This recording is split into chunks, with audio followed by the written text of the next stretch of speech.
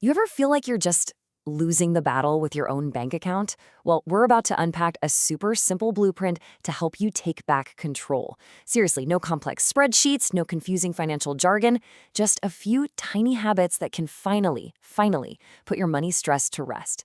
Let's dive right in. Does this sound familiar to you? The paycheck hits your account, you pay the bills, you live your life a little, and then boom, you check your balance and you're just like, wait, where did it all go?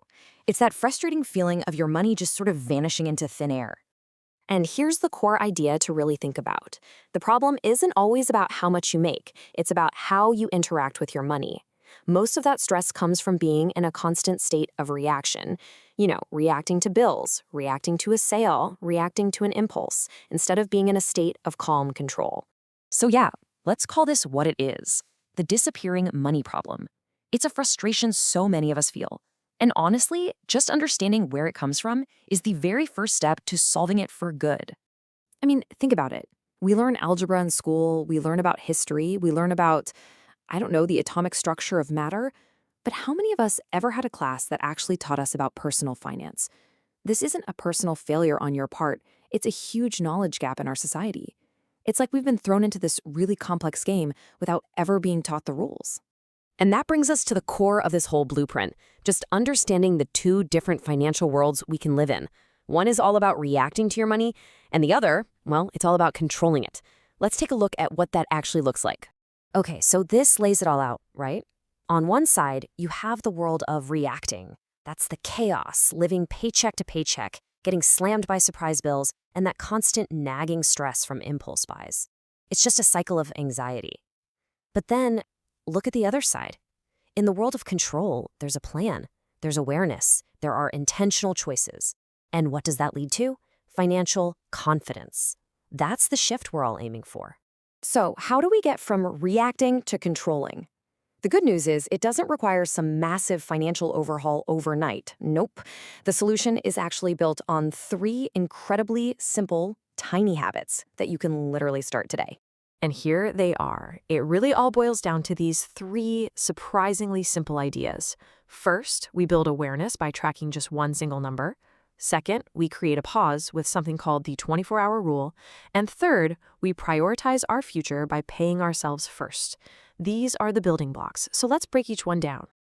Okay, this first habit is all about building awareness. And listen, we are not talking about some complicated spreadsheet with 100 different categories. No way. Just pick one number, say your main checking account balance, and just look at it every single day. That simple act of daily observation, it creates mindfulness. You start to actually see the rhythm of your money, which is the absolute first step to controlling it. Habit number 2 is your new secret weapon against those impulse buys. You see something you want and it isn't a total necessity. Don't say no, just say, not yet. Wait 24 hours. This tiny little pause is so incredibly powerful. It separates that fleeting I want it now feeling from a genuine need, and it gives your logical brain a chance to catch up with your emotional one. Trust me, more often than not, you'll find the urge has completely passed a day later. And now, for what might be the most transformative habit of them all: pay yourself first. This means before you pay rent, before you buy groceries, before you pay a single other bill, you move a portion of your income into your own savings or investment account. You make your future self the number one priority. And how much are we talking about? You can start with just $5. I'm serious. The key here isn't the amount, it's the action. The goal is to build the habit, to build that savings muscle, and make it an automatic, non-negotiable part of your routine. Consistency always beats quantity when you're just getting started. You see, by practicing these 3 tiny habits, you're doing something so much bigger than just managing your money a little better. You are working toward the ultimate goal. You're working towards freedom. Just let this one sink in for a second. This isn't about hoarding money just for the sake of it. Every single dollar you intentionally set aside is a piece of your future freedom that you are purchasing for yourself today. It's freedom from a job you don't love, freedom from that constant financial anxiety, freedom to make choices based on what you want, not what you owe. And on an even deeper level, every time you track your number, every time you wait 24 hours, every time you pay yourself first, even if it's just $5, you are keeping a promise to yourself. You are proving through these small, consistent actions that you are someone who is in control of your own destiny. You're building unshakable self-trust. So let's bring it all back to the here and now. Just forget the big 5-year plan for a moment.